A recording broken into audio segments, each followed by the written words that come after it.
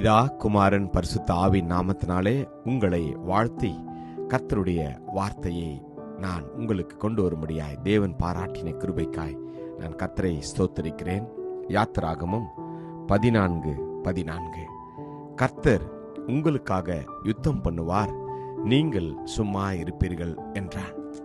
ஆம், இந்த நாளிலே தேவன் நம்மை பார்த்து சொல்கிறார், நீங்கள் எதை குறித்தும் கவலைப்பட வேண்டாம், நான் உங்களுக்கு முன் செல்கிறேன், உங்களுக்கு எதிராக வருகிற எல்லாவற்றையும் நான் பார்த்து கொள்வேன் என்று. பார்வோனுடைய சேனைகள் வரலாம், நீங்களும் நானும் அதை கண்டு பயப்பட வேண்டாம். பார்வோனுடைய சேனையை காட்டிலும் நம்முடைய யூதராஜ சிங்கம் பெரியவராய் இருக்கின்றார்.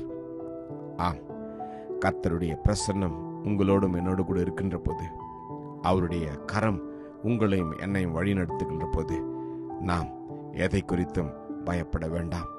உங்களுக்கும் எனக்கும் எதிராக வருகிற பொல்லாத சாத்தானின் கிரியைகளை தேவன் நிர்மூலப்படுத்துவார். கர்த்தருடைய பிரசன்னம் உங்களையும் என்னையும் அற்புதமாய் வழி நடத்தும். பயப்படாதிருங்கள்.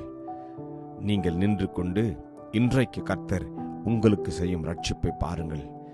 இன்றைக்கு நீங்கள் காண்கிற எகிப்தியரை இனி என்றைக்கும் காண மாட்டீர்கள். ஆமேன்.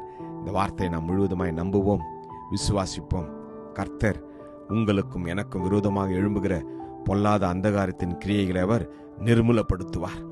நமக்காக யுத்தம் பண்ணுகிற தேவன் ஒருவர் உண்டு.